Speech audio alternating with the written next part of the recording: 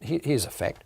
In Hamilton, homelessness has almost been eliminated by dealing with the people on the street one by one and the complexity of their problems. Really? So if I go to Hamilton today, and people may well do this after listening to you, are you saying there are no homeless people in Hamilton at all? I said almost eliminated. And in Auckland, in the last 4 months, the same kind of scheme, Housing First, has placed 150 people in just 4 months. And I can see a time where homelessness is rare in New Zealand if we're smart about how we deal with it. Well, look, I'm openly a social conservative, and that's a definition of conservative in that sense, that you want to preserve things as they are. So change comes along. You have different ways of dealing with it. Sometimes you have to shift with the ground.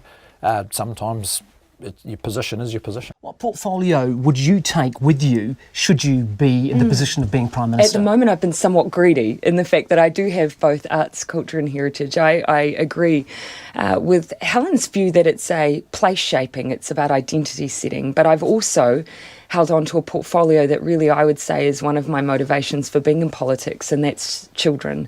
And the view that as a measure of a society, the way that you look after your most vulnerable really does set the scene for the kind of government that you... New Zealand has been served well by interventionist governments. That actually it's about making sure that your market serves your people. It's a poor master but a good servant. Korea has that carve out for themselves. Okay. Australia managed to do it. Our government never tried, and that's our point on the TPPA as well. They never tried to seek this carve out. Other countries did, and the fact they didn't was wrong. When I say radical, I mean this in this context. This experiment is not working. The concretization of wealth is in fewer and fewer hands. The wealthy are getting richer and richer, and the poor are getting poorer and poorer, and now we've got people in the so-called middle class hard out against it, just treading water. What I'm saying is I've seen other countries do far better than us. You want to take GST off food? No, off basic food. There's a huge difference. You see, of food, you get a huge bill off basic food. You're talking somewhere in the zone of about $600 to $700 million.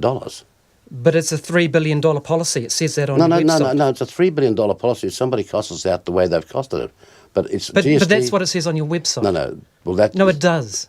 Well, it might say on the website. It should have been corrected. You said you are a big fan of the market. And I then said, but markets are not sentient, right? They like fine for allocating resources, but they don't actually do most of the things that we need to do in a civilised society. That's why you need government. The point is, what of our agenda are we able to influence? And the roles that we're going to be looking for are roles that mean that we can clean up all of our rivers, that we can have a real crack at ending poverty in this country once and for all, and that we can make New Zealand carbon neutral by the year 2050. And so the jobs that we would be asking for, the agencies and the departments that we would seek to influence would be ones that are in line with those goals. Okay, we're just coming up to the 8 o'clock news.